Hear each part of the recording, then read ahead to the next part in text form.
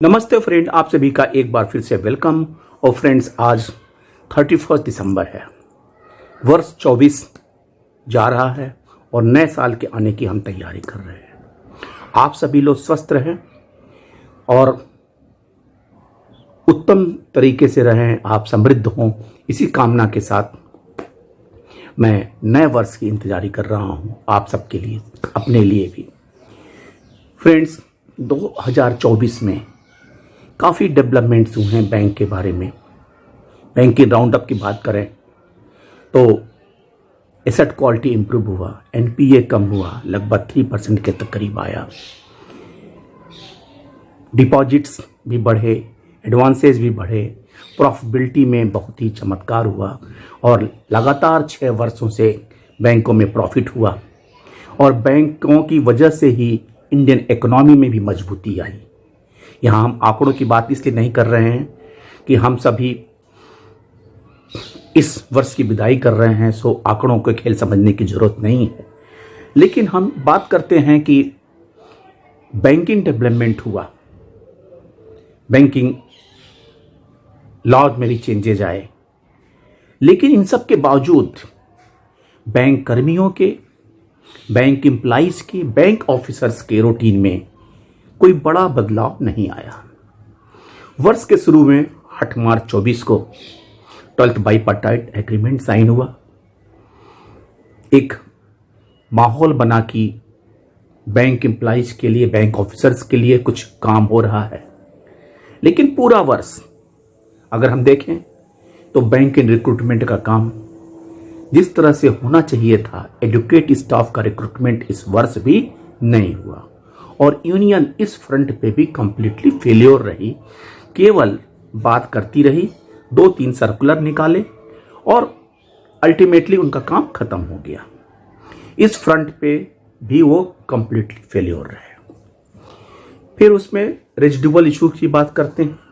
एक लंबी list residual issues करके डाला गया और ये कहा गया कि अगले 6 महीने में इसका एमिकेबल सेटलमेंट किया जाएगा। लेकिन जैसे था वैसे ही वो रेजिडुअल इशू पड़ा हुआ है और न जाने कितने साल रेजिडुअल इशू के रूप में रहेगा, ये तो यूनियन भी नहीं जानती है। फिर उसके बाद बात करते हैं कि उसमें पिछले कई वर्षों से हमारे बैंकिंग एम्प्लॉय संघर्षरत हैं कि 5 डे बैंकिंग के बारे में बहुत जद्दोजहद करने के बाद वर्ष 2015 में 2 शनिवार बंद होने की बात हुई। फिर रेस्ट 2 शनिवार के सैटरडे बंद करने के लिए नेताओं ने भी दम भरा, सीना ठोका, लेकिन ढाक के 3 पात। स्टेटस वही है क्योंकि प्रपोजल आईबीए से गया है, मिनिस्ट्री ऑफ फाइनेंस में कहाँ धूल खा रहा है ये किसी को नहीं पता, ना यूनियन को, ना आईबीए को, ना मिनिस्ट्री को। अल्टीमेटली जैसे पोजीशन था कि ये उम्मीद की जा रही थी कि 2-4-6 महीने के अंतर्गत ये इम्प्लीमेंट हो जाएगा, लेकिन वर्ष 2024 जा रहा है और अभी तक इसके बारे में कोई सुगबुगाहट नहीं है कि कहाँ इसका इम्प्लीमेंटेशन होगा अथवा नहीं होगा। फिर उसके बाद अगर हम स्टॉप शॉर्टेज की बात करें तो 13 साल ऐसा बताया जा रहा है कि 2007 से लेके 2000 अगर हम 13 वर्षों में हमारे जो बैंकिंग एम्प्लॉइज के स्ट्रेंथ थे घटे हुए हैं और केवल एक वर्ष में 7,55,000 से केवल 7,56,000, यानी कि ऐसा माना जा रहा है कि एक वर्ष में 1 लाख एम्प्लॉय की कमी आई है। ये attrition of the banking employ, लोग नौकरियां छोड़ के जा रहे हैं। हालांकि ये बात प्राइवेट बैंकों के साथ ज़्यादा हो रही है, फिर भी बैंकिंग इंडस्ट्री में कहीं ना कहीं रोष है एम्प्लॉइज को, जो नौकरियों में छोड़ने की बात आ रही है। अब हम बात करें अगर बैंक रिटायर्स के बारे में कुछ बातें, कि जैसे बैंक रिटायर्स की जो स्टेटस था वो सेम स्टेटस इस वर्ष के अंत तक भी है। पेंशन अपडेशन की बात करें तो यूनियन की तरफ से, आईबीए की तरफ से, मिनिस्ट्री की तरफ से कहीं से कोई सुगबुगाहट तक नहीं है। कुछ बातें रेजिडुअल इश्यूज में आए थे कि पेंशन इंप्रूवमेंट की बात होगी, लेकिन कहीं कुछ नहीं।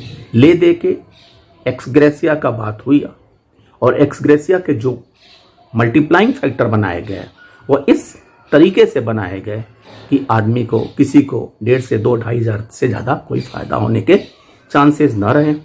और फिर कहा गया कि हर अप्रैल में इसको हम रिव्यू करेंगे, लेकिन यूनियन भूल गई, आईबीए को कुछ पता नहीं और कोई रिव्यू नहीं हुआ।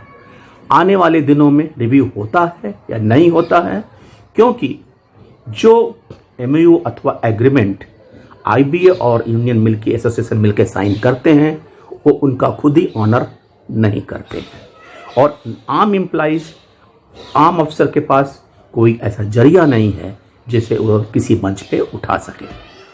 तो कुल मिला के ये कि पेंशन अपडेशन, एक्स ग्रेसिया का रिव्यू सब ठप, कुछ नहीं हुआ।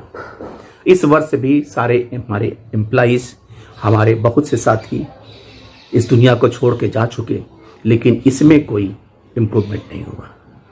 फिर हम बात करते हैं कि हेल्थ इंश्योरेंस का, हर वर्ष की तरह इस वर्ष भी 5-6 महीने पहले सुबुगाहट शुरू हो जाती है, टेंडर आने की, फलाने की, और यूनियन की तरफ से और रिटायरी ऑर्गेनाइजेशन की तरफ से, और अल्टीमेटली जब प्रीमियम भरने की बात आती है तो बड़े कटौतियों के साथ एक बड़ा सा प्रीमियम आपके पास आता है। एक बात कभी भी समझ में नहीं आई कि जब भी खंडेलवाल समिति की बात होती है और ये कहा जाता है कि बैंक को इंश्योरेंस प्रीमियम बियर करना चाहिए, लेकिन उस बारे में कभी भी कोई प्रोग्रेस नहीं हुआ। और सबसे बड़ी बात यह है कि हेल्थ इंश्योरेंस का प्रीमियम अथवा जो भी जिम्मेदारी वो बैंक की होनी चाहिए। आप देखिए, सेंट्रल गवर्नमेंट में सीजीएस हेल्थ स्कीम है, जिसके अंतर्गत हमारे जो सेंट्रल गवर्नमेंट के एम्प्लॉइज हैं उनको जीवन पर्यंत एक तरह से मेडिकल फैसिलिटी मिलती है, और बैंक्स में रिटायरीज के लिए कुछ भी कोई सुविधा नहीं है। आप पैसा देने के बावजूद भी सुरक्षित अथवा आपको कोई सुविधा प्रदान नहीं की जाती है। फिर अगर हम पूरे वर्ष के बाद देखें तो इस वर्ष एम्प्लॉइज के अगेंस्ट बहुत ही असॉल्ट की घटनाएं हुई। कई जगह, एक आध जगह तो महिला बैंक अधिकारी के साथ भी दुर्व्यवहार हुआ, और कैनरा बैंक, इंडियन बैंक और 1-2 बैंक और भी ऐसे थे जहां पे ही इस तरह की घटनाएं घटी। हालांकि यूनियन ने इस बारे में सर्कुलर तो निकाला, लेकिन क्या करने वाले हैं, क्या करेंगे, ये कुछ नहीं पता। इसके अलावा आईबॉक ने अभी स्ट्राइक के लिए भी 6 तारीख को मीटिंग बुलाई है। उस मीटिंग में ये डिसाइड करने के लिए, स्ट्राइक करने के लिए फाइनलाइज करना है। जो एजेंडा था उसमें यही सारे एजेंडे हैं। 5 डे बैंकिंग का है, असॉल्ट जो हमारे अधिकारियों का हो रहा है, और 2-4 ऐसे मुद्दे हैं जिसको लेकर वो इस बारे में चर्चा करेंगे कि स्ट्राइक करेंगे ना करें। कुल मिला के बैंक की इंडस्ट्री जहां फला फूला, जहां उनकी ग्रोथ हुई, लेकिन एम्प्लॉइज, रिटायरीज, अधिकारियों का कोई ऐसा काम नहीं हुआ जिसे कहें कि वो भी फले फूले।